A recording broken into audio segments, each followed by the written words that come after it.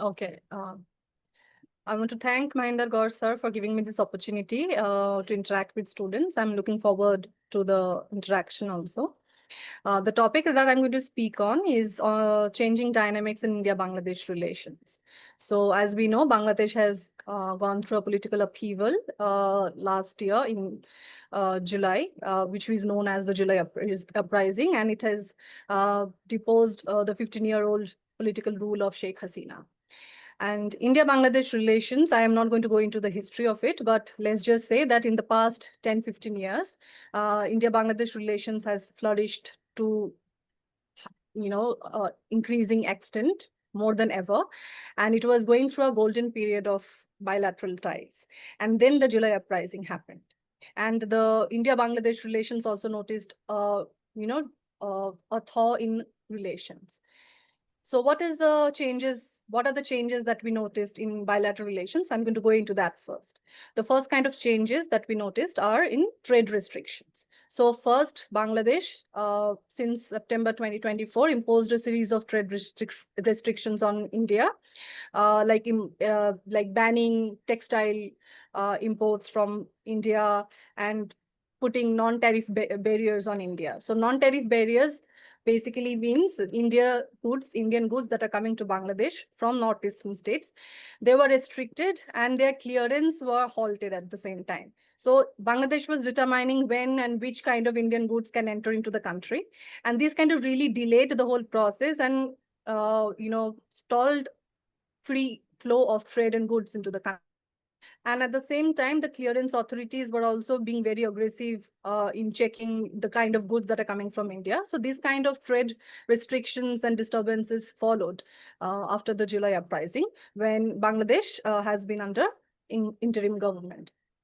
Similarly, India kind of reciprocated the same kind of actions. It also imposed trade restrictions on Bangladesh. The first kind of restrictions India imposed was importing importing ready-made garments from Bangladesh, which affected Bangladesh's textile industry to a very large extent. At the same time, there has been certain port restrictions on India's behalf, where India restricted flow of goods from Bangladesh by using India's land ports to northeastern states. So right now, most of the trades from Bangladesh are supposed to only be accessible through seaports in Calcutta and Mumbai. So about 42% of Bangladesh exports are now can only be accessible through the seaports, and this has also stalled Bangladesh's export, delays and cost at the same time. So trade restrictions is the main area of thaw in India-Bangladesh bilateral ties. Another thing that India kind of took a very strong stand was revoking the transshipment agreement that India had with Bangladesh in 2020. Now, this transshipment agreement that India had allowed Bangladesh to use India's land ports to access to supply its goods to third countries through India. So it was a very great development of bilateral ties at one point, but India also kind of took reciprocatory measures and revoked this agreement. So India-Bangladesh trade relations is really has really slowed down because of this series of restrictions that followed, carried on by each other.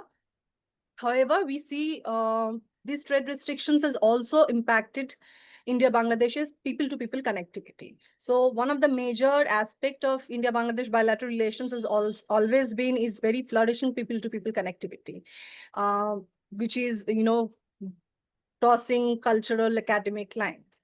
Now, people-to-people connectivity was not just through transshipments, but also through direct rail links and bus transports. So these kind of transport activities kind of really slowed down because of India's heightened concern with border security. So now, right now, about 3 railway links, passenger railways are now allowed. But most of the connectivity projects, railway connectivity project included, have been stalled because of security concerns. Bangladesh has also shut down about 3 land ports bordering India, citing that these are poor infrastructural projects.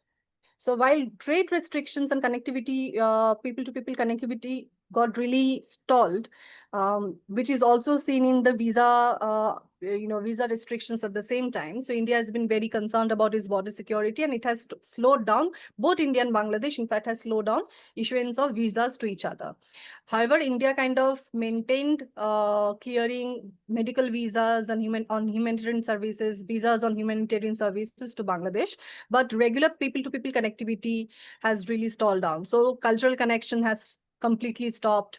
Academic connections is also completely stopped as a result. So despite these restrictions that we notice in terms of trade, in India, Bangladesh's energy ties kind of somehow maintained positively.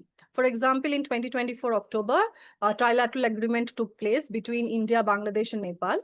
And in this agreement, Nepal agreed to export about 40 megawatt of electricity, hydroelectricity, to Bangladesh through Indian grid. So this is a very positive development, which maintained that energy ties somehow continued at the same time. There has been certain restriction at the same time, like India-Bangladesh Friendship Pipeline Project, which India to export is diesel to Bangladesh. While this export continued, but there has been a project on extending this pipeline, and that construction project got stalled since July 2024. Another minor restriction happened when Adani power plant kind of restricted its energy supply to Bangladesh last year, citing that Bangladesh has not paid outstanding dues to Adani, which was about 850 million. So this has really hampered Bangladesh's energy demands, including carrying out these industrial projects, let alone regular consumption of people, energy consumption of people. So Bangladesh has requested early this year to Adani to resume the energy supply, and which Adani catered to. In March 2025, Adani resumed his energy supply, and Bangladesh also, at latest report, July 2025, Bangladesh has been able to clear majority of its outstanding dues to Adani power plant. So on the energy sector, we see the trade relations kind of maintained. However, supply of goods and services kind of halted majorly when it comes to traditional trade connectivity. Now, this is one of the restrictions, changing dynamics. When we talk about changing dynamics, trade and connectivity are the only areas that we focus on. But what are the challenges that we now see in India-Bangladesh relations? The first challenge is the border security challenge. Now, why is India concerned about border security all of a sudden now that Bangladesh has a different political, transformation going on?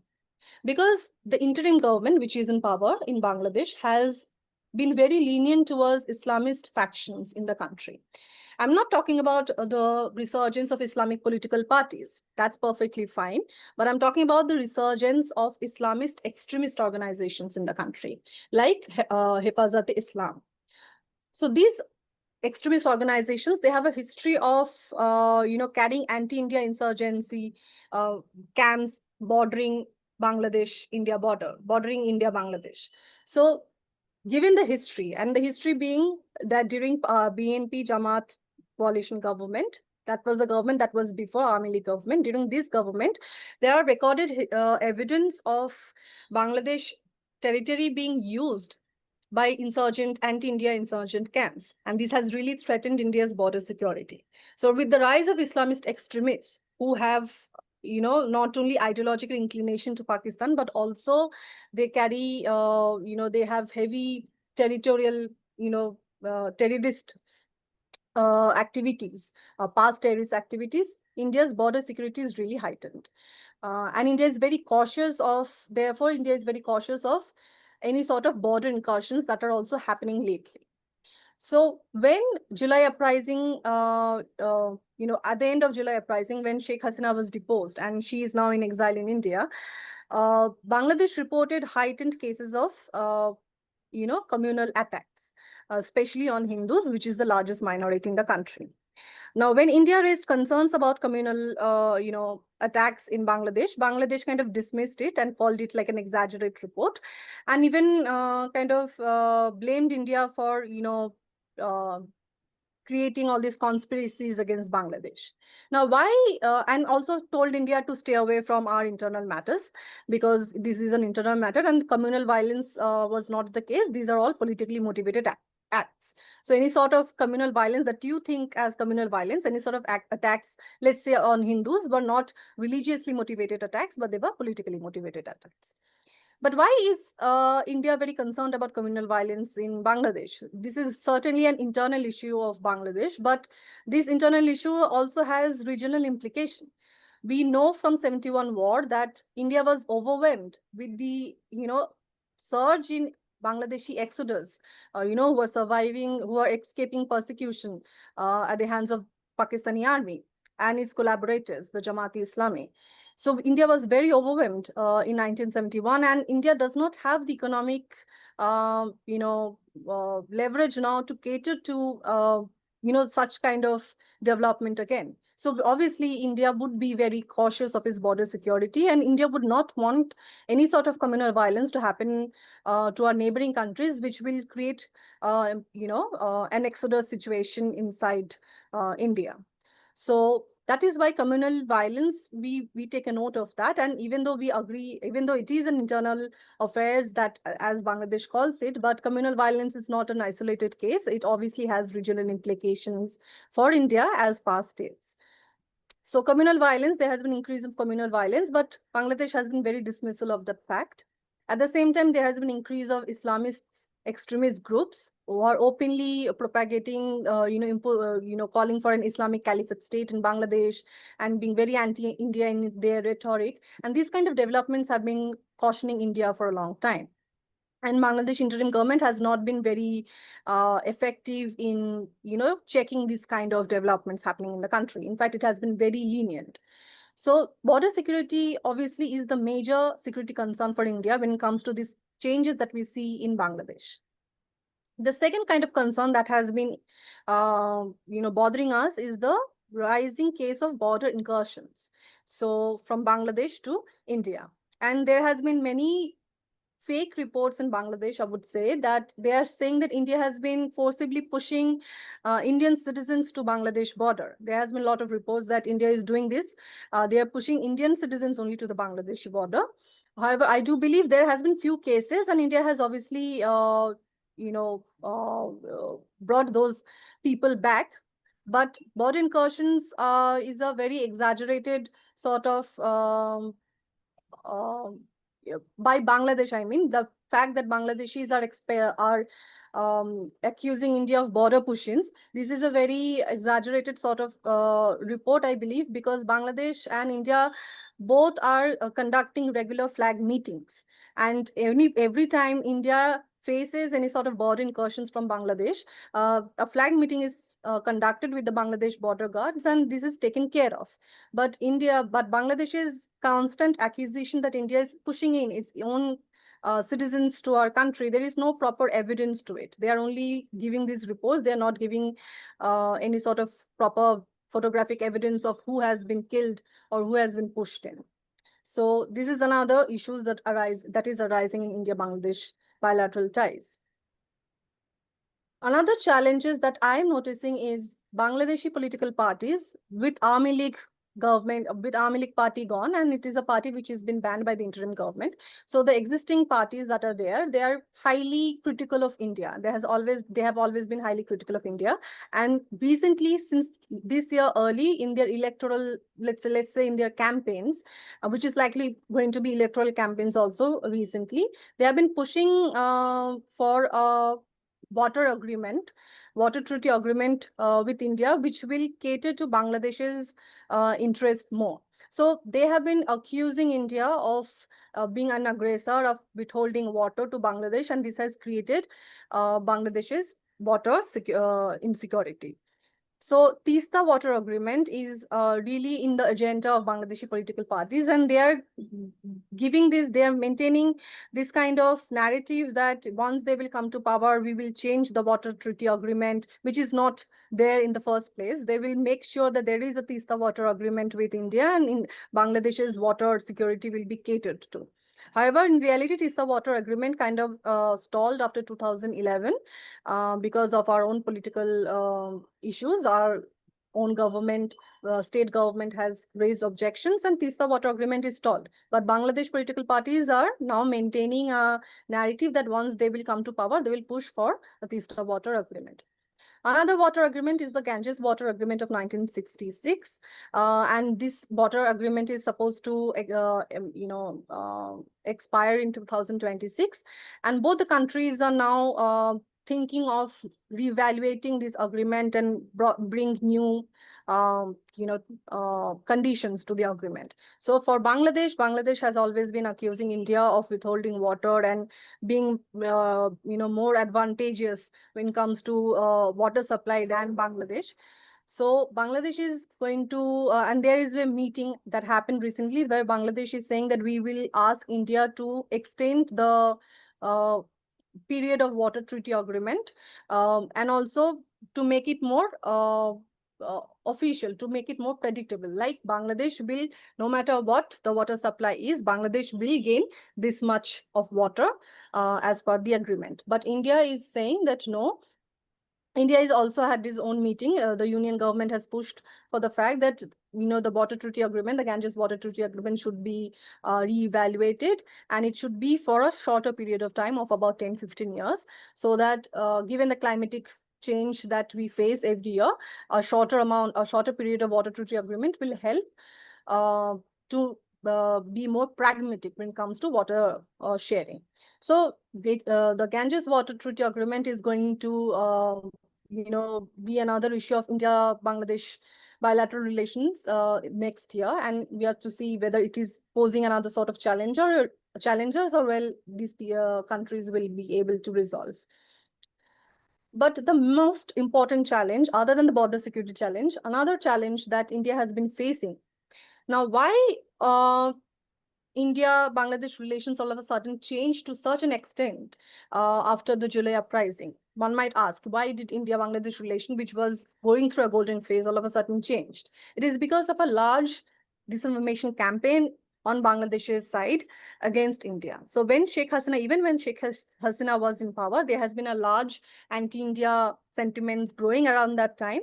We noticed in 2024 February out campaign in Bangladesh, where they were saying that Indian imports should be restricted in Bangladesh. So anti-India sentiments have been on a rise, and the main narrative that has been going on is that India has used its position to exercise control over Bangladesh, and it is because of India that Sheikh Hasina has maintained his power by rigging election over the past 3 consecutive elections. So it is because of India that Bangladesh's democracy has been threatened over, for the past 10 years.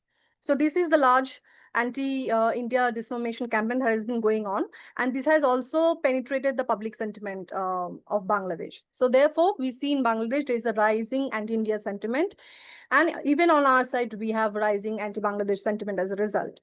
So this lack of distrust between the two countries is one of the main reasons why Bangladesh-India ties has been thought. Even the interim government has kind of maintained a position that I want to do everything which is very different than what Sheikh Hasina's government has done. So Sheikh Hasina was known to be so pro-India tilt that it has compromised his own national interest. So that has been the narrative in Bangladesh. So Yunus government has, done all these developments like trade restrictions and all to kind of bring a foreign policy position that we are being very balanced right now. We are not being very pro-India tilt. We are being very balanced. In its balancing role, what we notice that while India's relation with Bangladesh thawed, Bangladesh's relation with Pakistan kind of warmed up to a large extent. So there has been normalization of relations between the two countries, and there has been report of greater collaboration between Bangladesh and Pakistan, not just in trade collaboration, but also in defense collaboration. And there has been certain reports of a possible intelligence cooperation with the two countries. Now, given our history with Pakistan, and we don't really have to look back, we have Pahalgam terror attack as our, recent example, we don't have to look back why Pakistan is a problem for India. So we will not only have border security issues on our west. If Pakistan-Bangladesh ties, especially on the defense area, it grows. There is no doubt that Pakistan will also use the eastern borders we have with Bangladesh to carry its counterterrorism operations. And also with the rise of Islamist extremist organizations in Bangladesh who has ideological ties with Pakistan's terrorist groups like Lashkar-e-Taiba, and also with transnational terrorist groups like Al-Qaeda, there is no doubt that India's eastern side border security is really threatened at this present moment. And greater Bangladesh-Pakistan ties, especially on the defense line, is going to make it more vulnerable in near future. So Pakistan Bangladesh ties is a problem for India, but at the same time, Bangladesh's growing ties with China is also creating a little bit of discomfort for India. Why? Because China has been aiming in his Belt and Road Initiative. China has been aiming to enter into South Asia and have greater access to Bay of Bengal region. And this is an area where India has largely maintained its leadership role, especially through SAARC. So once China and Bangladesh are going to have greater economic cooperation, especially recent instances that, Bangladesh has given the TISA agreement project to China, a project which is closer to India's border and therefore a security concern for us.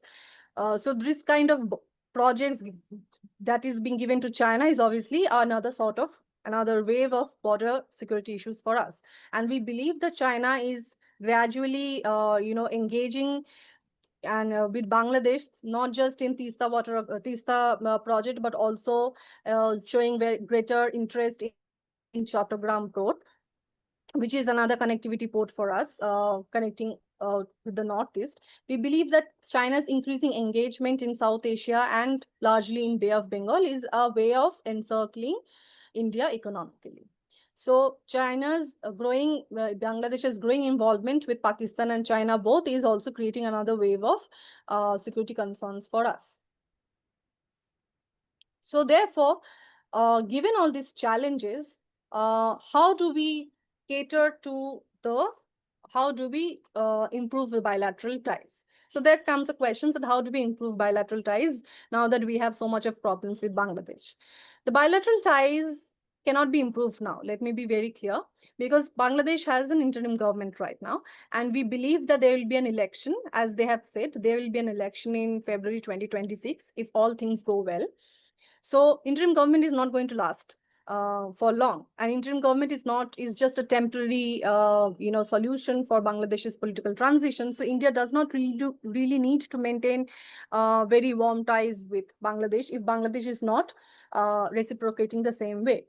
So interim government is not the problem for India as right now, but our problem is what kind of political system will Bangladesh have in near future? Because Bangladesh is going through a struggling democracy now. Bangladesh is a struggling democracy now, and we don't know what kind of political change it will see in near future. Whether it will be a democratic change or not is also another question. And even if there is a democratic change, let's say a party which is very anti-India party comes to power, this is going to create diplomatic problems for India. So all the counter-terrorism actions that has been taken by Army League government, which has been catering to our border security concerns over the last 10-15 years, all these will face a setback if any party comes to power which is not going to cater to India's security concerns. So India can only improve its relations with Bangladesh provided we have a government which is at least catering to our national security interests as much as they are catering to theirs. It should not be a government which is very anti-India in its rhetoric. Other than if that is the case, then no sort of bilateral cooperation can happen in the first place. So we need at least an inclusive democracy to happen in Bangladesh, because obviously India wants a stable Bangladesh in the end. And because we already have an unstable country at our border in the west, and another sort of instability on our east is going to be problem for India. So there is no way that India wants an unstable situation on our east, and we want a stable, inclusive government to come into power in Bangladesh, which will enable us to at least mend our ties, which has been thought so long, for this long. So India cannot really do anything but can wait and watch. And if India has to improve its ties, people to people connectivity needs to be improved first. The large anti India sentiment or anti Bangladesh sentiment that we are both harboring at this present moment, these kind of sentiments need to be addressed first. Because if public sentiments are not changed towards each other, then people to people connectivity will be hampered. And if people to people connectivity are hampered, then trade connectivity is going to hamper as well. So we have to start with people to people connectivity if we want to improve our ties, and then slowly trade connectivity will also improve at the same time. And we need larger cooperation with Bangladesh when it comes to security cooperation. So Bangladesh needs to understand our security concerns and maintain that counterterrorism operations that has been maintained by the Army League government. So this is one way that I believe India-Bangladesh bilateral ties can improve in near future. Um, and but it is too early to say because a lot of developments are happening in Bangladesh and India can only wait and watch. I'll end my presentation here, and if you have any questions, I'll be happy to take. Thank you. Thank you, Dr. Ankita. Very well explained the problems and the solutions you have in your address. Now I will ask the students to come up with their questions. First, introduce yourself, then put the question in a clear and simple manner. Be quick.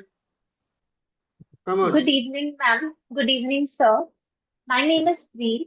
I'm currently pursuing my master's in political science from University of Delhi. My question is that what are the reasons that the Indian democracy is successful, whereas other countries in South Asia, whether Bangladesh, Pakistan, Myanmar, have had various challenges in sustaining democracy?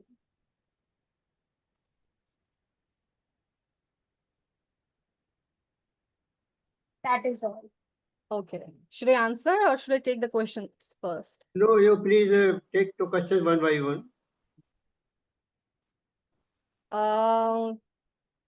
Why India is more stable than other countries? I think India's main strength is uh, our size. We are a big country and we are very divided also. India, even though we call it unity in diversity, we are very diverse, and that is the fact that we are very diverse is actually the reason why we cannot see what we are seeing in Nepal and Bangladesh. Bangladesh and Nepal also, very small country. Bangladesh is there's a unitary parliament also.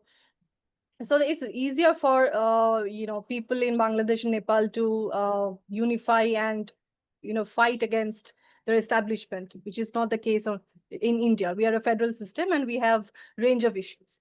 Also, another reason why, if I compare with Bangladesh and India, the reason India's security has also been maintained is because of our constitutional structure.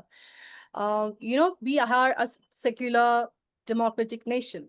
And in this century, if you're not a secular democratic nation, your stability is going to be threatened. In Bangladesh, the very reason Bangladesh is facing a lot of problems because constitutionally it is calling itself a secular nation, but it has an official religion, which is Islam. So these are like clashing with each other. And, they are claiming that it should be an Islamic state because 90% of population there are Muslims. So these kind of constitutional changes they are trying to bring. And this is dividing the society further. In India's case, we don't question the constitution. We question other range of things, but we don't question the constitutional principles. So a constitution has a great power to make a country stable. And I think India's greatest power is its constitution and its size compared to other countries. Have I convinced you, or do you need other explanation? Any other question? Come on. Ma'am, can I ask you a question related to work? I wanted to know what does it feel like to work at as a research fellow in a think tank as compared to working in academia? Because you have a PhD from JNU, you could have chosen either path. So, how did you arrive at the decision that you wanted to work at a think tank, and what does it look like? I mean, I have also taught in Delhi University NC Web also earlier. So I have both teaching and research experiences. I have been involved in research for the past 10 years. So working at a think tank is not very different than doing your PhD, except that in think tank you have deadlines every now and then. In PhD, you had more flexibility to choose your own deadline. So it's just continuing with research, and I like to gain knowledge and make knowledge. So working in research is obviously very self-fulfilling job. And teaching is also another different experience because I mean, this is a presentation, so I had to really hurry up. But if I have to give a lecture, I'll be more slow. I will be more interactive with students and make the, knowledge sharing in that way. So teaching is also another fulfilling job, and I enjoy both actually. So if you have to ask me which one I prefer both for their own reasons. So what was your question again? Yeah, just asking about your experience in general. Yeah, about think tank, I mean, when you're in the work field, you have to cater to deadlines and all, but you're getting the exposure to explore um, regions that is not in your PhD domain. Like I was working on Middle East, my research was on Iran. Right now I am focusing on Bangladesh, which is a completely different nation, but I have learned so much and I've enjoyed uh,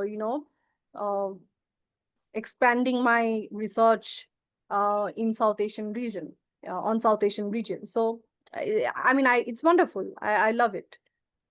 I Thank you for sharing your experience. Any other question? Come on. So, Dr. Ankita, I have received some questions by email, and I would like to put them to you. Can you hear me, Dr. Ankita? Yes, yes. So, there are, I mean, a few very tricky questions. One is, has Bangladesh forgotten the lessons of our 1971 war, so far as India is concerned? Okay.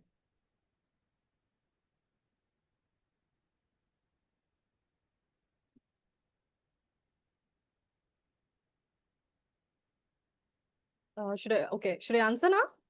Yeah, yeah. See, Bangladesh is again not a monolithic region, and there are different sort of voices coming from Bangladesh about liberation war. So when I speak about liberation war, please don't think that I'm only speaking about the whole of Bangladesh, because even in Bangladesh, there has been greater discussions and debates about liberation war, and people have been very critical of the developments that have seen in Bangladesh, of a certain section being very critical of liberation war history. There has been kind of debate whether liberation war is more important or July uprising is more important. So those kind of debates have been going on in Bangladesh. And many political parties have been critical of this kind of debates too, because liberation war is liberation war and nothing can beat that. That is one war that gave independence to Bangladesh. And July is an uprising, which kind of deposed a government which was in power. So there can be no comparison between 71 and 24. But there has been certain restructuring, rewriting of history when it comes to liberation war. Because Army League government was in power, and now that when Army League government was in power, Sheikh Mujibur Rahman was declared as the father of the nation. And, people have been seeing Sheikh Mujibur Rahman statues everywhere, murals everywhere. And when Army League government was dethroned, when Sheikh Hasina was forced to uh, flee the country, there has been a larger discourse going on that Mujibur Rahman was as fascist as Sheikh Hasina. because it was during his time that he imposed a one-party system during his time, and he was as fascist as Sheikh Hasina. So this is mainly the narrative coming from the student organization which led the July uprising. And that student organization recently formed a political party called the National Citizens Party. And they are very anti-Mujib. They are even saying that the present constitution, which is the 1972 constitution, is a Mujib constitution and it should be done away with. We don't want that constitution. There should be complete reframing of the constitution. When it comes to liberation war, rewriting of liberation war, we have seen reports of history textbook changing the course of liberation war, and it has downplayed India's contribution in the liberation war. So a lot of people are trying to say that India's has only helped Bangladesh during the liberation war because it has this larger national interest, at play, because it really did not want Pakistan on both sides of its border. So even if I take national interest into consideration, it was a reciprocal sort of understanding between liberation fighters and India. So India's role cannot be downplayed. India has never maintained this position that it was only because of us that you attained liberation in 1971. But Bangladesh has been trying to say that India kind of poses this kind of, narrative that it is only because of India that Bangladesh gained independence. Obviously, India is not the only reason that Bangladesh gained independence in 1971, but our military collaboration with the liberation fighters, our military training given to the liberation fighters has significantly changed the course of liberation war at the end of the year in December 1971. So you cannot downplay India's role at the same time, but there is no need to also say that liberation war is not important. So these kind of narratives that you're normally seeing, whether liberation war is important or not, or whether India has really played any role in liberation war, these kind of narratives are basically coming from anti-Sheikh Mujibur Rahman factions in Bangladesh. But there are people who were present during the liberation war. They have never maintained this kind of outlook towards liberation war, and they have never said that India has not played any major role, and India is just boasting about its role in 1971. So there is a generational gap that we notice when it comes to liberation war, but we cannot call that whole of Bangladesh is kind of changing the whole perspective of liberation war now. Dr. Ankita, another issue that is being raised in political circles is about the devil triangle. After this Operation Sindhu, China, Bangladesh, Pakistan, they are sort of forming a sort of a triangle, and that has been labeled as the devil triangle. I mean, working against India's interest. Do you think Bangladesh has any interest in this triangle? I mean, being a part of it? So when this trilateral this triangle meeting happened in June, China kind of portrayed it as a sort of trilateral agreement happening between China, Bangladesh, and Pakistan. Very intimidating sort of an agreement that they are entering into, which is going to likely encircle India economically. But Bangladesh has been very cautious about this kind of approach. Even Pakistan and China have been very, showing this, that we are entering into a trilateral agreement and this is going to be such a problem for India. But Bangladesh has maintained a very balanced approach in this case. Bangladesh has said that it is just an informal meeting and we are not going for any sort of triangle agreement that China and Pakistan is trying to say. So Bangladesh has maintained a very cautious approach in here, but it remains to be seen if the new government, whatever party will form the new government in Bangladesh, if they will be interested in sort of triangle. But as of now, the interim government has maintained that it is not, there is no such agreement going on. There has only been an informal meeting. And I think these are all intimidation tactics against India, which Pakistan is been doing for quite some time. And I think China right now is kind of maintaining to keep it cool these days. So I don't believe this is a cause of worry for India as of now. So thank you, Dr. Ankita.